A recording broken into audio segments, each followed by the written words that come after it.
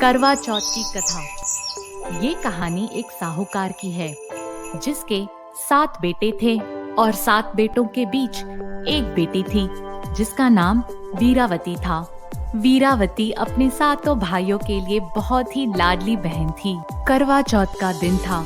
सेठानी समेत 7 बहुएं और वीरावती करवा चौथ का व्रत रखा।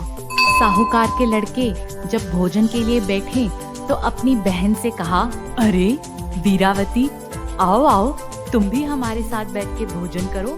अरे नहीं नहीं भाई, जब चांद निकलेगा तब मैं चांद को अर्घ देकर तभी भोजन करूंगी। 7 भाइयों को बहन की बातें सुनकर बहुत दुख पहुंचा और उनके मन में एक विचार आया।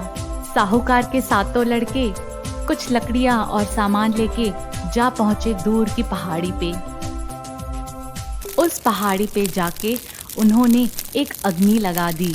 चलो, हो गया वीरावती का चांद। हा, बहुत खूब भैया, चलिए अब वीरावती को जाके चांद दिखाते हैं। वीरावती, देखो चांद आ गया है, चलो अब चांद को अर्घ देकर हमारे साथ भोजन कर लो। अरे वाह, चांद आ गया, मैं अभी जाके भाभियों को बुला के लाती हूँ। भाभी चलिए, चांद आ गया है, आप लोग भी चांद को अर्घ देकर भोजन कर लीजिए। ननन जी, ये आपका चांद है, हमारे चांद को आने में अभी काफी वक्त लगेगा। पर वीरावती तो भूख से तड़प रही थी। उसने तुरंत चांद को अर्घ दिया और भोजन कर लिया।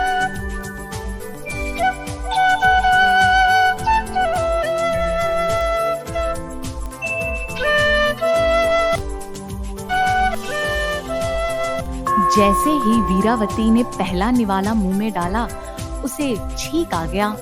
अच्छी।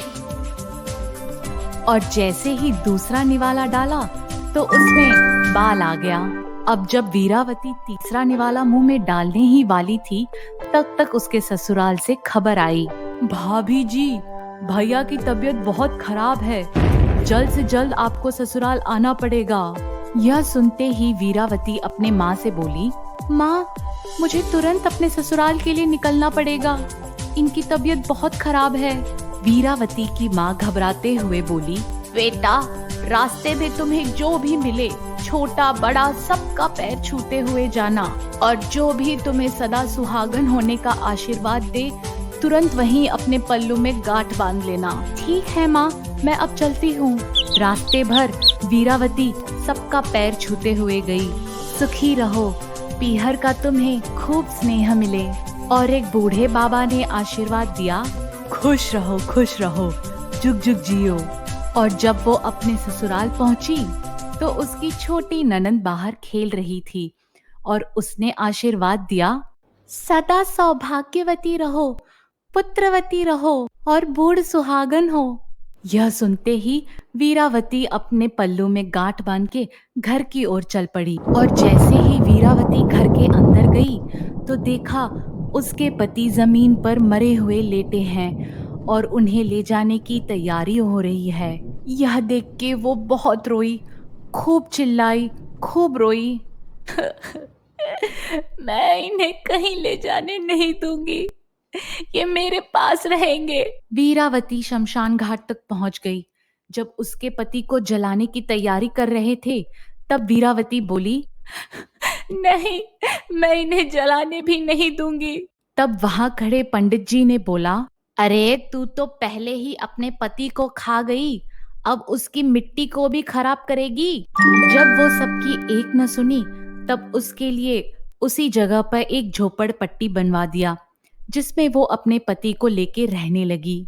वो दिन भर अपने पति की साफ सफाई करती और चुपचाप अपने पति के बगल में बैठी रहती।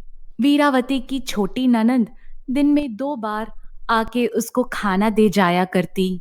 वीरावती हर चौथ को व्रत रखती और चांद को अर्घ देती और पूजा करती, और हर चौथ माता प्रकट होती और यही कहती, करवो ले, भाइयों की लाडली बहन करवो ले। माँ, मेरे पति के प्राण लौटा दीजिए। बेटी, जब हमसे भी बड़ी चौथ आएगी तब उनसे अपने पति की प्राण मांगना। ऐसे ही सभी चौथ चली गई और सब यही बोली। और आखिर में अश्विन की चौथ बोली, बेटी, तुझसे कार्तिक की चौथ नाराज है, वही तेरा सुहाग लौटाएंगी। जब वो आएंगी तब उनके पैर मत छोड़ना। वीरावती ने तुरंत अपनी छोटी ननंद से कहा कि सारे 16 श्रृंगार के सामान और करवा भी लेके आना। जब उसकी छोटी ननंद ने जाके उसकी माँ को बताया, अरे ये लड़की तो पागल हो गई है, जाओ जो मांगती है उसको दे के आ जाओ तुम। वीरावती ने करवा चौथ का व्रत रखा, चांद निकलने पे अर्घ भी दिया और जोत भी जलाई। तभी करवा चौथ माता प्रकट हुई और बोली, करवोले, 7 भाइयों की बहन करवोले, दिन में चांद उगाने वाली करवोले, घड़ी बुखारी करवोले। माता, कृपा करके मेरा सुहाग लौटा दो। तू तो बहुत भूखी है, 7 भाइयों की बहन बहुत प्यारी है। तुझे सुहाग से क्या काम? नहीं माँ, मैं आपके पैर तब तक नहीं छोड़ूंगी जब तक आप मेरी सुहाग को लौटा न दे। चौथ माता ने वीरावती से 16 श्रृंगार के सारे सामान मांगे और उसने एक एक करके सब सामान अपना दे दिया। तभी चौथ माता ने अपने नाखूनों से मेहंदी निकाला और मांग से सिंदूर और चिटकी उंगली से छींटा दिया और तभी वीरावती के पति जीवित हो गया। और जाते जाते करवा चौथ माँ उसकी झोपड़पट्टी को लात मार के चली गई और वो एक आलीशान महल में प्रकट हो गया। अगले दिन जब छोटी ननद खाना लेके आई तब वीरावती ने कहा, देखिए ननद जी, आपके भाई वापस आ गए हैं। आप घर जाके सासू जी से बोलिए हमें गाजे बाजे के साथ लेने आए। जब घर जाकर ननद ने भाई के बारे में माँ को बताया तो, अरे तेरे भाभी के साथ रहते रहते तेरा दिमाग भी खराब हो गया है। नहीं माँ, सच में भाई जिंदा है। भाभी ने गाजे बाजे के साथ हम सबको बुलाया है। पूरे घर वाले गाजे बाजे के साथ वीरावती और उसके पति को लेने आए। देखिए सासू जी, ये जिंदा है। मैं तो साल भर पहले ही इसे घर से विदा कर चुकी थी। वो तू ही है जो इसको वापस ले आई है।